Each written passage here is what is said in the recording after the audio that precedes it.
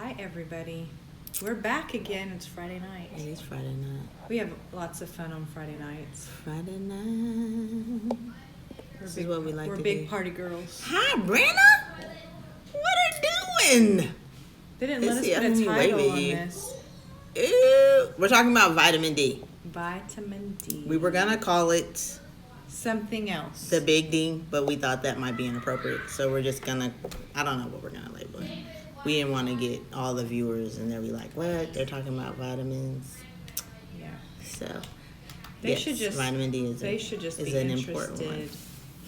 So Why is this not? we're talking about breastfeeding and vitamin D and all of that. And all the skin color. and skin color, because I'm. The facts about I why got is this some melanin. reconnecting? Oh my goodness. You do have. I have melanin too. You see what she said? I call that vitamin D too.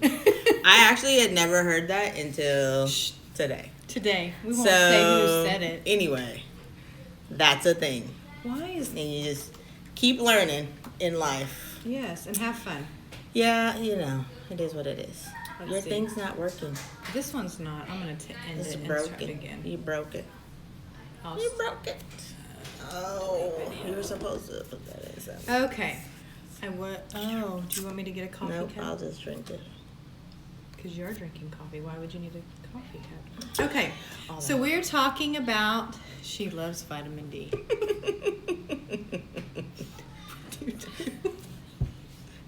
We need to stop. Brenna is the best.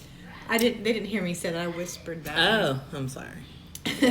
You guys don't. We're talking to some Instagram folks from my Facebook folks Okay. and my YouTube folks that will Everybody. be watching this later.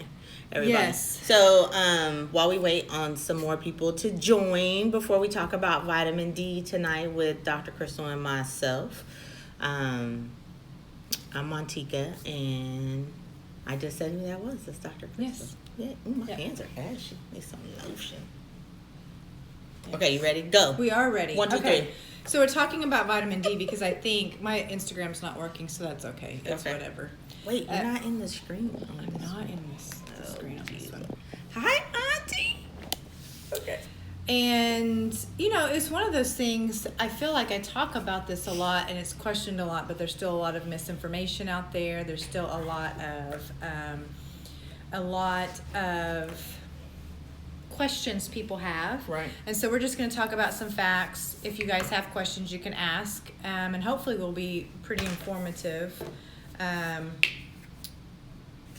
with what is going on. Okay, so some of the things we talk about vitamin D. So let's talk about how do we get vitamin D typically. Okay. Do you like foods or this is a question I get a lot. Sunshine. Sunshine. But then what is the problem with sunshine that people think about? It is that they're afraid to get skin cancer because we wear sunscreen out in the Right. sun. So we Right. can talk about sunscreen a little bit too, because we'll talk about that at the end, because there's going to be, I'm taking notes about from my brain. Well, that's kind of a question that I have too. You know, you want to make sure that you're getting plenty of vitamin D, but then do you really get a lot of vitamin D if you're wearing like a SPF 50? Yes and no. Okay, so Yes tell me and about no. that. I don't So- wear SPF And this, 50 because I got some 50, but for you those of do us- have a little more protection than I do. I do. Skin. Yes. Because I've have actually more- never burned ever. Yes. Actually, that's not true. I burned one time. So and that's I was pregnant and like my skin was all stretched out, and then if there's different parts that don't typically get the sun. yeah. So I had So like that's this a tank that's a top. misconception as well. I hear this a lot. Well, black people don't burn, and I said, well, that's I didn't not think true. I could. But For it- so long, I never thought I could, and then I was pregnant, and my skin was kind of stretched out, and I had this, very stretched out because I was very pregnant. I had a tank top on, and then like the next day, I was like super itchy. And a little I was burn. like, Yeah. what's wrong with me? I had no idea that I was burned. I just couldn't figure out Now, why it's I less- was itching. It's less likely, and then so we kind of, and I don't know the exact formula, but there's a way. You know, the less melanin or the lighter your skin tone is. So even if we take out ethnicity, because you know there's a lot of overlap in how much melanin someone has in their skin. The more melanin you have, the more you can stay in the sun without getting burnt. But if you're in direct sun for long periods of time, you're still can be damaging your skin. Okay. And so when the ultraviolet rays hits your skin, it will change the DNA that's in the skin cells. Okay. And that's why it can increase your risk for cancer. We also have mechanisms in our cells to correct that change. Okay. But if it doesn't happen, then we can have an overgrowth of cells that can sometimes be, oh, thanks, Jason. But that can be, that it can be something that, now I've lost my train of thought. You're talking about cancer Yes. in your skin Yes, cells. but it doesn't always mean you'll get cancer. But yes, the more exposure you have, the more damage you have, the more cancer likely you can get skin cancer. And that's why people who have lighter skin tones are more likely to get cancer. And then if we talk about that, the exposed areas, that's all the time. So, when you're driving, if your windows aren't tinted and you're always exposed to the sun, that side is like a lot more likely. I'll have gentlemen that come in that wear hats and they'll have skin cancer on the top of their ear, on their noses, so these tips that hit the sun a little bit more. Hi, Cindy. And so that is some of those. But yes, the more melanin you have in your skin, you can be afforded more skin exposure or more exposure to the sun without having the damage. Right. So it is protection. Because it always was interesting to me that people that live closer to the equator don't. Or more brown. Well, obviously, but they also don't wear Sunscreen. sunscreen. So there's a couple of different reasons for that. There are, in some conventional sunscreens, if they have parabens in them, they can actually cause the cells to be more susceptible to the damage, which is really interesting because it's supposed to be protecting from the sun, but it actually makes the skin cells more susceptible. So that way it can actually be increasing your risk for cancer. Even though it's decreasing it possibly on one end, it's increasing it on the other. Okay. And then, let's see what we were talking about. So you're talking about equator. No, I More just exposure. So here's the other flip side of that. Because you have more melanin in your skin and you have more protection, you're more likely to have low vitamin D levels. Right, and I get that. That I get. I guess I don't know. I just never bought into the whole sunscreen thing just because I just feel like as a culture it wasn't something that we really did. So, but I've learned more about the need to, protect your skin. But then I guess my question for you is, like, where's that balance? You know what I mean? Because I know that having more melanin in my skin means that I don't absorb vitamin D as much as someone that doesn't. So then do I really want to put sunscreen on when, you know what I mean? Like, kind of how do you... Yes.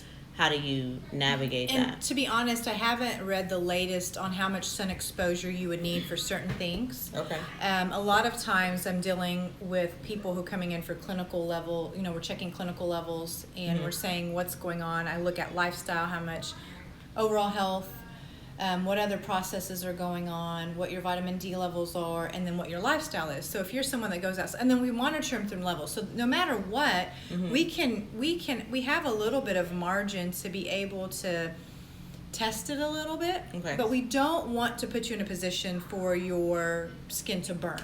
Right. Because that's not good. No, right. No, I get But anytime your skin darkens, there is DNA damage occurring. It doesn't necessarily mean DNA damage to the point of you're getting cancer or anything like that, but it's going to be something that I think talking to a practitioner about or finding even more information about to say what for me is the best. Okay. I will say that I wear sunscreen on my face almost every day, and I'll be transparent. So I have these little spots. It's part of my Asian culture or not culture, ethnicity, Right. where this is common. And the more I'm out in the sun, it'll get darker. So it's almost like big freckles.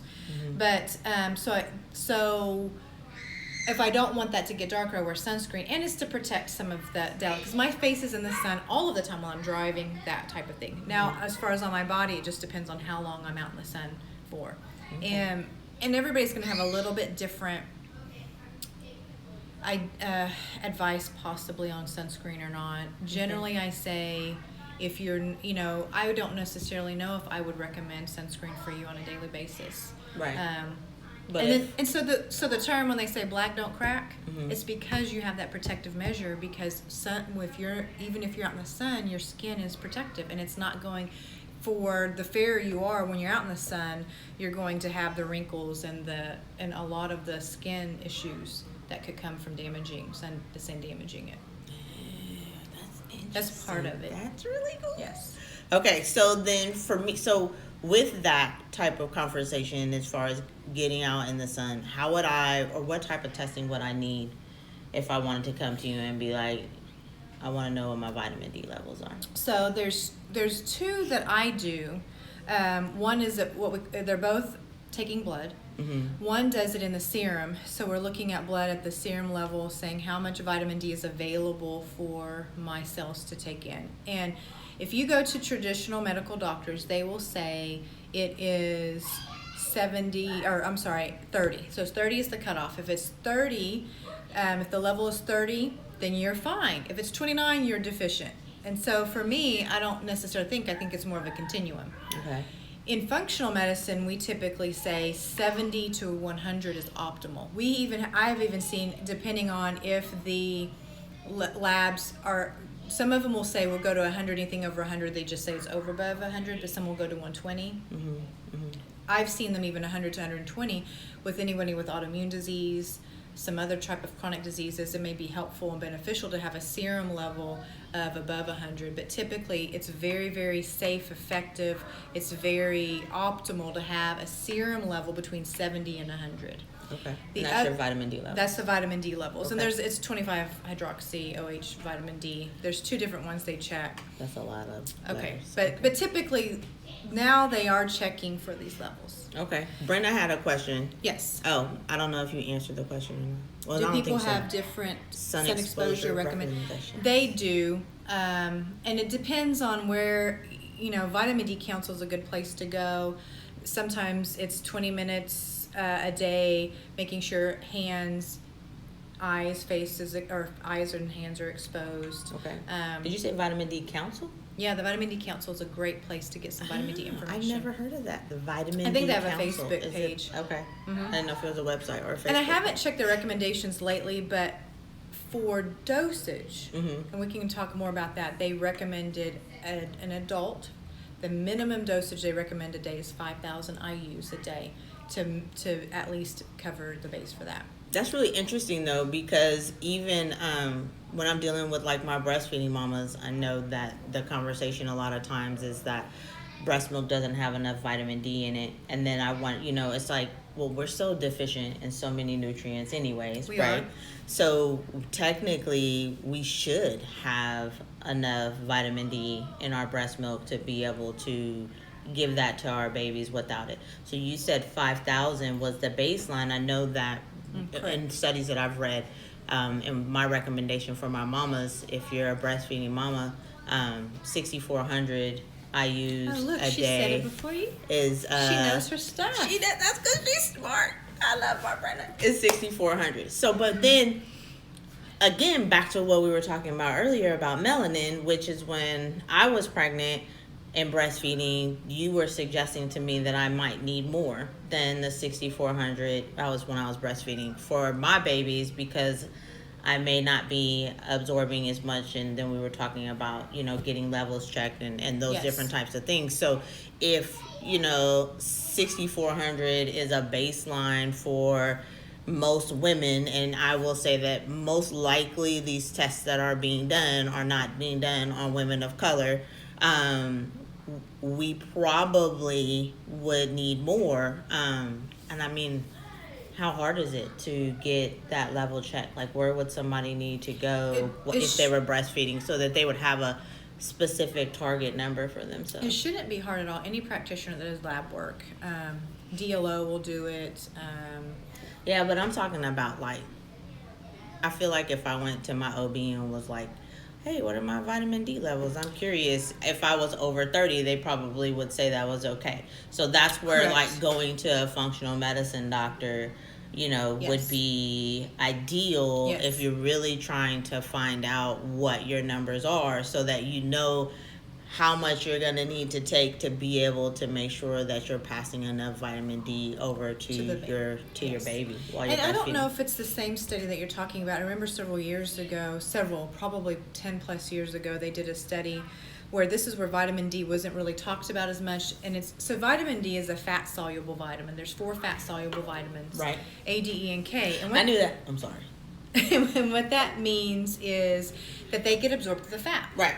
And what that also means is they get stored in the Okay. body. Mhm. So if we're taking a lot and it gets stored and stored and stored up, then it can become toxic. And so a lot with the vitamin D, with fat soluble, which vitamin D is one of them, one of the concerns was, oh my goodness, you're going to be toxic, you're going to toxic if you take too much. And so when they did this study with pregnant women and breastfeeding women, they were giving them, and it may be the same study, lots of vitamin D, and they were afraid they were going to have birth defects, birth deformities because of the high vitamin D levels, and I think it was just 6,400. But what was amazing, or it was a little less maybe when they were pregnant and breastfeeding, they bumped it up. Okay. But what was amazing was what they found was the opposite. They had less preterm labor, they had less postpartum depression, they had less all these other implications for making sure they had adequate vitamin D. So the study actually showed a different dynamic. And then when that study came out, I think it was done in the UK, when that study came out, then a lot of practitioners started jumping on and saying this is a good idea to start testing and looking. There's still practitioners that don't, but most will test now. But you're correct, the levels is what they'll say. Oh, you're 29, oh, you need to do it a little bit. And they'll give them 1,000 or 2,000 a day. But honestly, especially most of us, if we're not outdoor people, we're in offices all day. I am an outdoor person, but I'm not outside all the time. Right. We need. I take 10,000 a day, Okay. and low vitamin D levels, which are non-optimal. So here's how I look at it: anything below 30 is deficient. I have seen people with a vitamin D level of 8. I do not know how they are functioning with a vitamin D level of 8. Low vitamin D levels, and then so anything below 30 is considered deficient. To me, anything at 30 to 70 is okay. Some people do, if they're at 54, that still could be sufficient. It just depends. But low vitamin D levels are connected to obesity. It's connected to cancer. It's connected to autoimmune diseases. It's connected to diabetes. So it's connected to all of these different things. And we don't know which is the chicken or the egg. Are these chronic illnesses, issues causing you to use up your vitamin D levels more? Or are we not having them and that's connected to an exacerbation or a condition being made worse? That is really interesting. Look, Brenda said she had a client with a vitamin D level of That's 6. crazy. That's probably the lowest I've seen. Is Wow. 6. Wow. Eight before, but she just said is 8. And a lot of times, so the other thing that I see is that children growing up, because children are susceptible to vitamin D deficiency as well. Right, I would Bone think so. pain, so what they call growing pains. Now that's not always low vitamin D levels, but I've had some children come in with bone pain. It didn't make sense, but if they weren't, I know it's not even on though. Well, the way it was showing me in the shop was not it's not. cute It wasn't the at good all. view. So we had to fix that. And so it is something to think about. I give my daughter about 1,000 to 2,000 IUs a day, and she's 9 years old, but she's also brown. She has more melanin than I do. Right. So right. She's pretty brown too. she's pretty brown. A little bit less brown than me. Yes. But that's interesting though, still, because like what you said, my kids are outside all the time. I feel like Jay's outside a lot as well. But still, when you're talking about your school day, right? I know a lot of kids aren't in school right now, but they are inside, usually in that school building, for 8 hours. They at get a maybe time. 30 minutes to an hour max of outside time. Right. And then depending upon, your activities once you get home, I just feel like there's not a lot of true, exposure No, to there's not. to the sun. And even if there is, there's so many other deficiencies that are going on that or issues that are going on that could be lowering the vitamin D levels or not maintaining them. Well, Right. the other thing that's interesting is when you're talking about other levels of vitamins that we're always deficient because we're not getting it through our food, we're not consuming the foods that have them anyway, is that a lot of this, and I just lost my train of thought. You were talking about being deficient in other vitamins. Mhm. I don't know what you were getting ready to say, but I feel like we're so nutrient deficient in so many things Yes. that it probably affects your absorption of vitamin D as well. It can affect your Can it? absorption, but because it's fat soluble, that's helpful. It's Okay. actually when we're talking about having issues where we have issues with absorbing vitamins, fat soluble vitamins don't have those same issues. Okay. However, if you have an issue digesting fat, that can. Now, what can help you now? If you are in the sun, you don't have to worry about that. Right. If you're getting here's two things. I remember my thought, and then I'm going to talk about food. Is that some of the things that when we're talking about sun exposure, we have I'm going to get skin cancer, I'm out in the sun all the time. Well, we have things. The reason why we get cancer is because of oxidative damage. And like I told you, the sun rays hit the cells, change the DNA, but then we have mechanisms that change that back. For the change that back takes antioxidants. Okay. And so if we're deficient in so those are some of the things. Antioxidants can help combat oxidative damage. Right.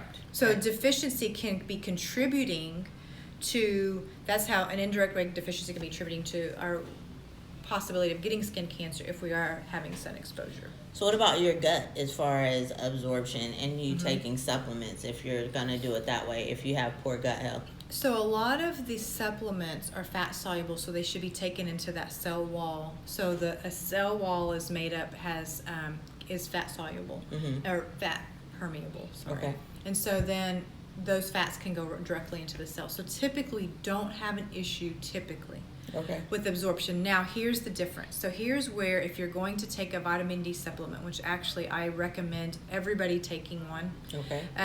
the amount is going to depend on the person, but quality vitamin D supplements, because the carrier oil that they use may determine how well we absorb it. Okay. So I have done multiple tests on vitamin D levels on patients, and so when we recommend a supplement, or if they're taking it, so we'll just say recommend a supplement. I'm very picky about what supplements I use. There are over-the-counter supplements that are good, but if I don't know, I just say I don't know. The ones that I use I know are good. But I will look at vitamin D levels and they'll tell me, oh, well, I've been taking a vitamin D supplement and I'm taking 10,000 or 20,000, but let's say 10,000 I use a day, and their vitamin D levels are still not optimal. It's because of the quality of the supplement. I switched them to the brand that I use as a vitamin D, and it's in a soluble oil, as well as it has K2, which I like to use as well, and their vitamin D levels are good after that. It's really interesting. So quality of the supplement can matter as well. So yeah, I heard you. Can you talk more about because I know I've heard several people saying that you want to take like D3 and K2, not just take a D. What does that mean and why? So K2 is another vitamin, and vitamin K is another vitamin, but it is, there's two different types of vitamin K. So K2, I won't say the big name because I can't pronounce them all the time. Sometimes I'm good at pronouncing them and sometimes I'm not, but K1 and K2. Okay. So K2 is one that is added to a lot of vitamin D supplements and helps with absorption, also helps with gut health, all of those things. Okay. Yep. So krill oil is something different. So krill oil is an omega. But some of the fish oils will have added vitamin D because fish oil is fat, and so they'll add vitamin D. I think she wanted to know about the carrier oil around the D. So what I don't I don't know if that's what you meant, Brenna. krill oil is a type of oil from krill. No, I know, but I Oh. think she was asking that around the same time that you probably. were asking yes. about the carrier oil. If the supplement itself was in a good carrier So a oil. lot of the over-the-counter supplements that are lower quality supplements that have vitamin D, I noticed they have soybean oil. Okay. And soybean, again, it's typically genetically modified, and then it's just a very cheap refined oil. It's Okay. not really good to take, and they're using it because it's cheap. Okay. And if you're going to put anything in your body, especially vitamins, I wouldn't recommend anything that's cheap. Well, that's good because hospital bills Yes. are not cheap. And they're not. And at the end of the day, when you know what it's like to feel good, you want to feel good.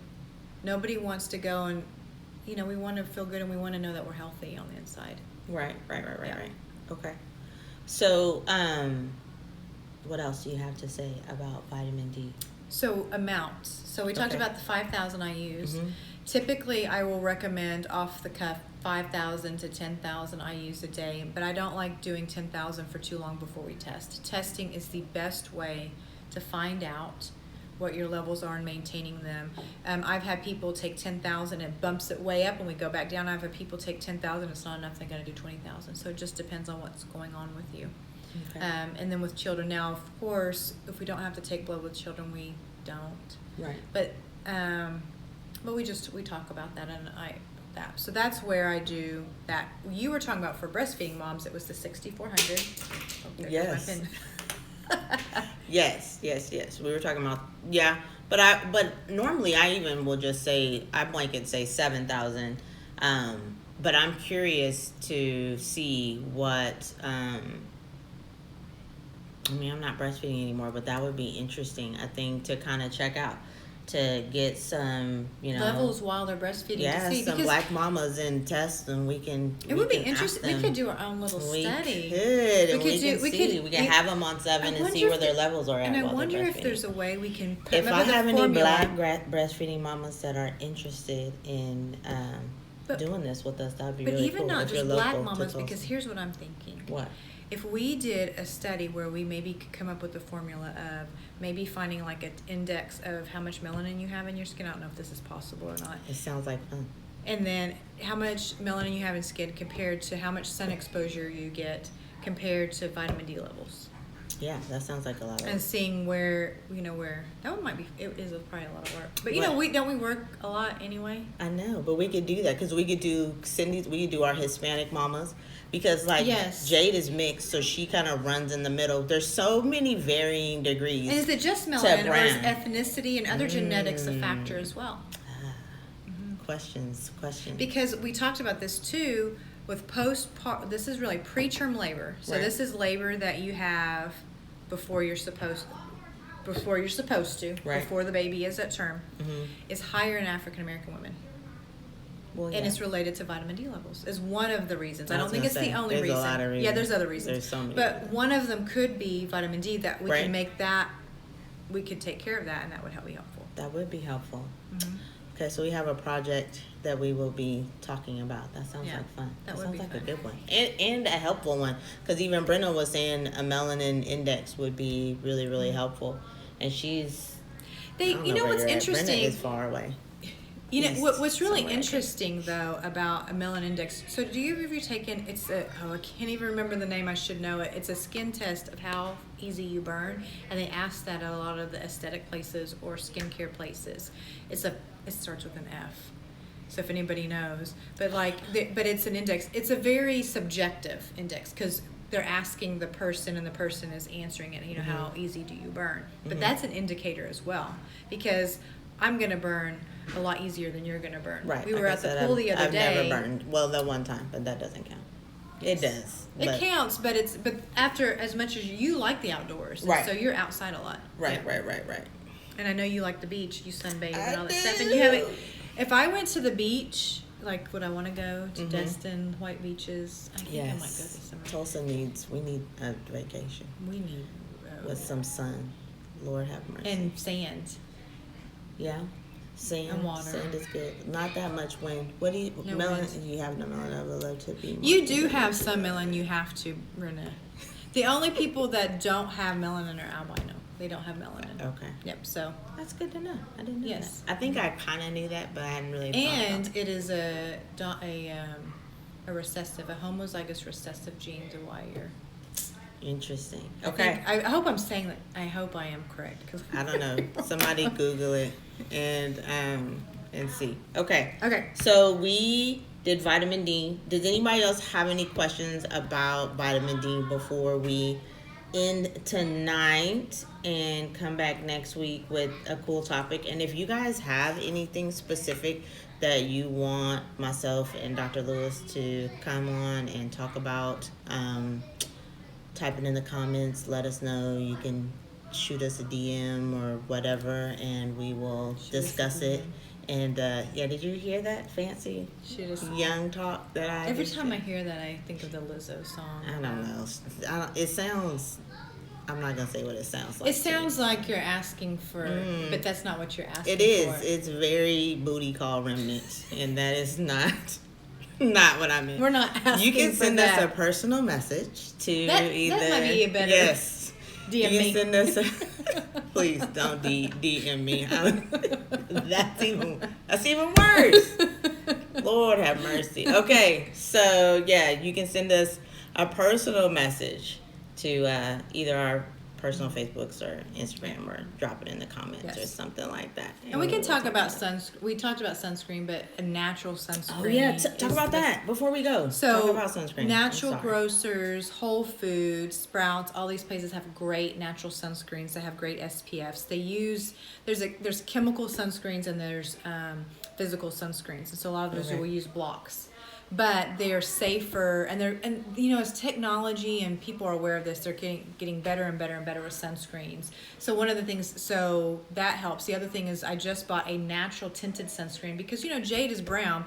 You put white sunscreen on, it's just like white all over her face, white all over, and it's just sometimes you don't want to do that unless if you're at the pool and the beach, you may not care so much. But who wants to, right.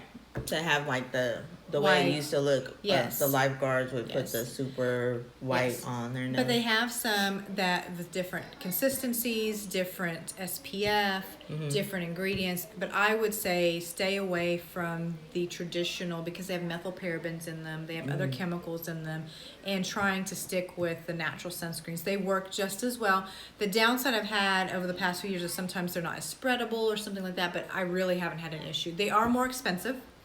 But we're talking about your health and toxins. When we did our toxic load, one sunscreen is one of the ones. You're adding a toxic load if you put something on your skin that, Have you heard of Badger? I don't know. Badger? Yes, Badger's a great brand. It's one of my favorites. Okay. And they have a sunscreen that has bug spray in it. So like if you're out hiking or something, I really like it because who wants to have to spray fire? Yeah, I hate getting bit by bugs. Yeah, me too. I don't do mosquitoes. So you could do the Badger sunscreen that has the bug. It has bugs in there. But if you're going to the pool, you may not need to do that. Right. Do you have a SPF number that you feel like is?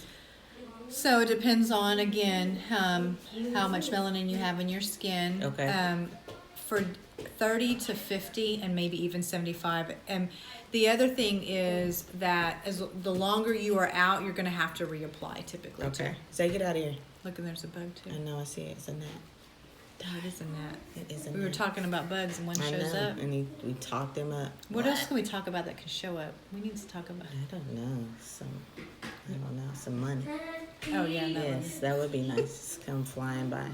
Okay, so then thank you guys for coming on, and we will see you guys next week around the same time, 7, 8-ish. It was fun, and thank you so much. Yes, we'll see you guys later. Oh, Cindy said what brands do you brands? recommend besides Badger? I like Badger, and I can't remember all the brands, but if you go, Natural Grocers is my favorite. If you don't have I don't know if Cindy's here. Cindy is here. Okay, so Natural Grocers is my favorite and the Whole Foods, but Natural Grocers may be a little more competitive in prices. Okay. Sprouts will have them too. So any of those natural brands, but Badger is probably my favorite. Okay. Yeah, watch Alba, ALBA is a good one too. Alba. That's the kind that I buy for Agape. Yep. That sounds great. So thank you guys, and we will see you next time. See you guys later. Have a good night. Happy weekend. Okay. Was this? Oh, it was. I don't know, girl. My Instagram didn't go this time, but